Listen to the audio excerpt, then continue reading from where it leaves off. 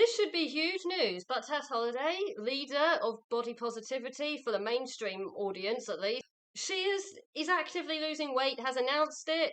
I said a few weeks ago when I covered her, first and only time I'd covered her, I said, she's getting to an age. I really hope that she turns it around before it's too late. She's getting to an age. She must be feeling it really badly by now. And I don't want to say that I was predicting anything at that point, because I actually don't think that it really is to do with her own health. I've got a theory on what really triggered this. Angelica Unfiltered here, she mentions the timeline. I'm also having to use her content here because she actually was able to obtain this thread which Tess Holliday used instead of a social media platform anyone actually has. So I think because she wants to drop it in there and not have anyone really notice until later when she can point and say, oh no, look, I was honest, I did tell you about it. One of my mutuals sent this to me, and I'm so glad she did, because this was breaking news in the fat acceptance world. I don't think anyone's talked about it. It should be huge. It's been 5 days. I feel like I'm keeping Tess Holliday relevant because I've heard no one talk about this. Alan Roberts and Cynical Yeah, did posted about this last night after I filmed this, so wanted to give them credit. Date of recording. It's been so weird actively losing weight the last couple months and having the discourse around my body and how I am a lost cause or a bad mother for being fat. See, the thing is, do you know what? I don't even care about the rest of the comment. You can read the rest of the comment. That part, that first line is so important to what I'm going to say next throughout this video. She has been losing weight for a couple of months at the time she made that post, which was, I think, a little over a week ago as of the date of this video going up. And she also mentions her son again, and she's been talking a lot about how it doesn't mean she's a bad mom. And well, I might, even if I did pass away young, my oldest son is basically an adult now. She said that in I think it was the last few months. And then there was the whole flight attendant story, right, where she was constantly talking about her son and how she was in this story, which sounds completely made up. It didn't come from a flight attendant. What flight attendant would throw their job away by insulting a customer like that? But she says that he shamed her about being a bad mother, wouldn't be there for her son, wouldn't live long enough to see her son grow up. And I think that is super important, because she also mentioned that she witnessed somebody who was also very obese, from the word she used, I can't remember what she even said, larger body, whatever they say, die basically in front of her because they couldn't be resuscitated. She mentions that, she just drops that in unprompted in the story and says, oh, it's because something he said triggered me from this thing that's happened recently. And it was about how someone died in front of their own children as well as in front of Tess. He then goes on to tell me that because of my size, I am kidding myself if I think that I don't need to lose weight, and that my main issue is in my belly region because that is the killer, because all of the fat and the inflammation wraps around your organs, making it really difficult if they need to resuscitate you, which triggered for me because a few days prior I actually had to help when someone was incapacitated while their children were there, while I'm on the phone with 911, who was a larger bodied individual who was not able to be resuscitated on the scene, and it really messed with me. It messed with me. I've had an experience sort of like that, so I completely sympathize. I do believe this part of her story.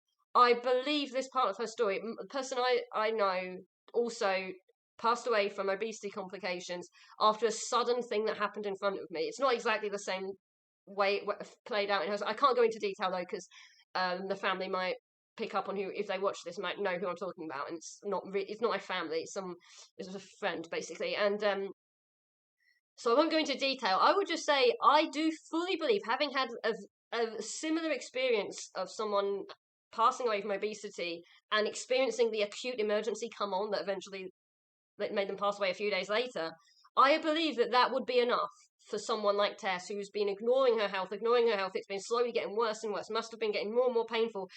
I think something like that, where it's someone else, you witness someone else actually die in front of you, and you witness their children watch it. I think that's why she's been going on and on about her children and how I'm not a bad mum and I'm old enough, I've made it this old, and I'm gonna, I've achieved so much, and they'll be fine. this has been a few months she's been losing weight. I think it lines up with that is what triggered the last few months of weight loss. And yet that's not, she's not going to be honest about that, because that would be too obviously admitting that her health is a problem. She doesn't actually say anything about health. Even in this post, read it on the thread, she doesn't say that she's losing weight for her health or for whatever reason. She doesn't give a reason. What other reasons are there? Health, practicality, to maybe to meet requirements for a job, and it won't be that because she's a plus size model, right? And what would it be? What would it be other than vanity? It can't be that. She would never admit to that. She just doesn't explain anything.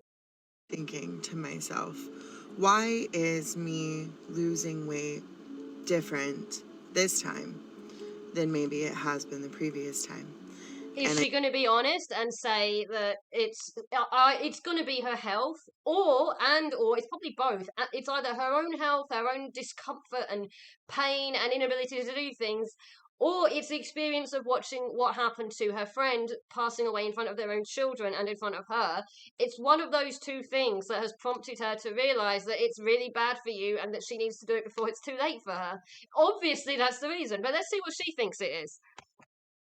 I know if you grew up in the 90s and 2000s, you know that if you were plus size, you were automatically on a plus size to weight loss train. Whether that was Weight Watchers, Jenny Craig. It's a shame it didn't work, and it's a shame you've been telling people that this is bad, that we shouldn't be trying to prevent childhood obesity, and we shouldn't be putting anyone on a diet ever to lose weight. When you are now doing that, and you're still talking about this as if it was a negative thing, that people tried to help you when you were young. 100 calorie. Not that those methods were good. Some of the methods I'm sure obviously didn't work. I'm just saying, but the effort, the fact that they bothered, they cared about you, they were trying to help. But you've always said that the idea of trying to help someone lose weight is inherently negative, not just the methods. You've always talked about just trying to lose weight as inherently negative, as shrinking yourself. Snack packs. We've all been victimized by that. Lane Bryant, workwear for our regular clothes. We were all little baby business people in like the 6th grade. So I thought to myself, why is this time different? I've tried to lose weight before, but why is this time different? And I realized for me that while the public discourse around my body and weight loss has been louder than ever. Well, you do go around telling everyone else that they shouldn't be losing weight, that it's toxic to lose weight. You've written a book all about it. I mean, what you're the one bringing this up. No one goes up to random people, even of your size. I mean, maybe some, crappy little teenage boys would. I don't know, and people with other E followed by the letter D. Sometimes they might because they've got their own issues. Most people would never bother you about this stuff if you didn't come to the public eye giving interviews all about weight and it's beautiful and healthy to be super morbidly obese. While I've had videos going around about my body where people are picking it apart saying, wow, she's gotten so big. Yeah, I did gain a lot of weight. And what's the reason? I was surviving a lot of trauma. I'm very proud of my body. Or, oh, she's such a bad mom. So it is about habits then, because in your book you say that you can't know that someone has bad habits just by them being obese. And you certainly imply that you're in the category. You do actually talk in the book about maybe some people have bad habits, so it's like hedging again, as I said. But even in the book, you very strongly imply that you are not like that, that you brag about how much you exercise, you brag in posts on TikTok lately as well about how you eat organic food and all these things that are supposed to make people think that you don't eat just too many calories. At the end of the day, what matters to make you that big is too many calories going in, but compared to what you actually need. That is what will make you that big, right? And yet you are still trying to make yourself sound like that your weight has nothing to do with how much you eat. In fact, you have atypical AN. You are big, even though you barely eat anything. You gave loads of interviews saying that your friends eat less than you do. I'm sure they do in front. When you're in front of each other, I'm sure you barely eat anything, and then you eat everything at night. That's a very common thing in B followed by E followed by D in that condition in bed. It's very common that people will hide what they're eating and only eat it alone. And she's leaving it up to the audience to fill in the blanks of what she's not saying, such as why is she losing weight? She doesn't ever actually say why. And I think by leaving it unsaid, she's allowing people to fill in what her fans, at least, to fill in what they want to be true. So if they would prefer it to be health, they'll say it's because of health. If they would like it to be because, oh, I just can't stand the stigma anymore, they'll fill in that blank and excuse her. I guess that's the. Why else would you just not mention why? Just mention it like it's a normal thing for you, even though you've been saying your whole career that it's completely healthy and it doesn't cause any problems to be however large you are. No problems at all. And she's still saying that on her TikTok now. She recorded this 4 days ago, and she's still using the word shrink to put a negative spin on the idea of weight loss. See, healing is finding rooms where nobody asks you to shrink. This was 4 days ago, and I'm recording this on the 23rd of November, Sunday. And so this was very recent. This is after she's telling everyone that she is actively losing weight. But you're using the word shrink still. You're still encouraging people and to think that it's a bad thing that people want them to lose weight. So why are you losing weight? If you think it's bad that anyone wants you to lose weight and you call it this negative way of describing it, like as if you're losing yourself, like to scale all of you is just getting smaller, and with a negative connotation that comes with the concept of small, especially in the United States, anything smaller is worse almost by default. Well, it's not really that though, is it? You're just losing adipose tissue. You're not actually shrinking to scale. Like, not all of you is getting smaller. Your skull is the same size, your brain is the same size, your hands are the same size. An excess tissue is going away that is bad for you and harming you. Now suddenly the stress of it, the stress of being bullied or whatever, now you suddenly, that can make you gain weight. How? You must mean by eating more, right? Surely. For being fat doesn't make you a bad mom to be fat. Again with the bad mom. No one's bringing the, she chose to bring this subject up. No, she's not responding to anyone calling her a bad mom. I think that's a big clue that is what happened. It's tragic. It's so sad for that family. I'm sad. I am even sad for Tess Holliday. I don't have to like her to recognize suffering and not like seeing it in another human. I do think that is what's triggered this, and let's hope that it inspires her to. And it really does motivate her to deal with her problems in a way that isn't overconsumption and obsessing over her body and obsessing over how people are seeing her, which all this is still part of, unfortunately. All of this, engaging with the public and engaging with supposed hate, making up hate that you didn't even get, that is all part of the psychological condition. Actually, it can be in severe cases. You just want the drama because you want to feel the cycle of I obsess over how I look and do I like it, do I not like it, to distract from other things. And she had a very traumatic thing happen to her in her childhood. It's really sad, and I really hope that she does find a way to get over that. But she is still lying, at least to us. I don't know if she's lying to herself about what happened. She is definitely lying to us about what happened because it's not this epiphany that she's framing it as, that she's going to frame it as in this video. It doesn't. It just makes you a mom. The reason that this time is different is because I know something traumatic happened or your health has got worse because you are now over 40. I no longer feel the need to defend myself. That's clearly a lie, because what are you doing right now? I think I carried other people's projections about my weight. The weight of other people's projections onto me was so heavy. And I finally feel free. I feel freer than I ever have. So she's framing it as an epiphany. This is some psychological insight that came unrelated to anything that was happening to her health or anyone else's health around her. I don't believe her for a second. Just, she's still talking about the idea of being a good mum. I think what happened was that she was rightfully not wanting to leave her son behind or pass away or have some horrible health complication traumatize her son. She doesn't want to have some horrifying thing. She doesn't want her son to go through what she saw those children go through when their own parent died in front of her. And that's commendable. It's really good that, the good silver lining out of that horrible tragedy is maybe this will be what she needs to save her own life. Think of the timeline. She claims this was somewhat recently, but we can't trust her for too specifics because I think she's a good track record of not being reliable truth teller at all. But I think that is what's really motivating this. And I think she doesn't have to say anything. She could just say nothing. But but not explaining the real reasons at this point is irresponsible for her, because she is responsible for so many people believing that they can be healthy at any size.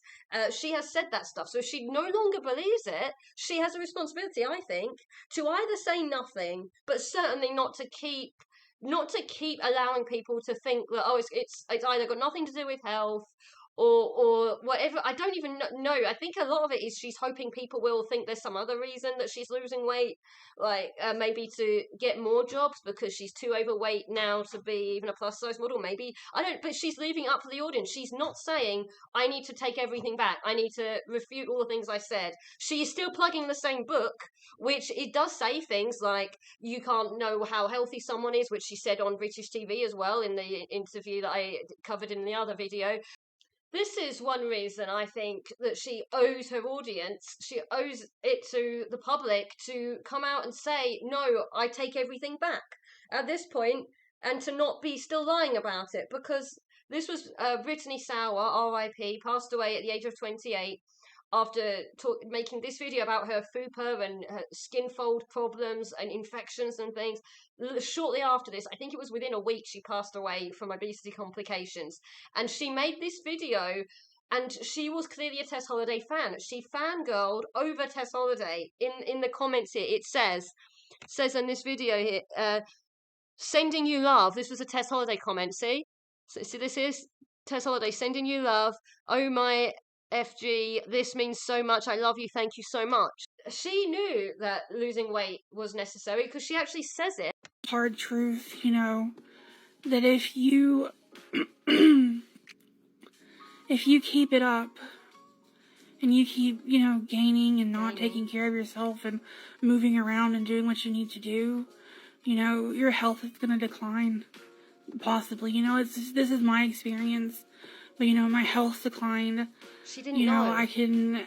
It was too late. I do what I need to do, And she says something like, I wish I knew. That just need to hear the hard truth, Yeah, she was trying to warn that people. If you... I think you should do the same, Tess. Constantly.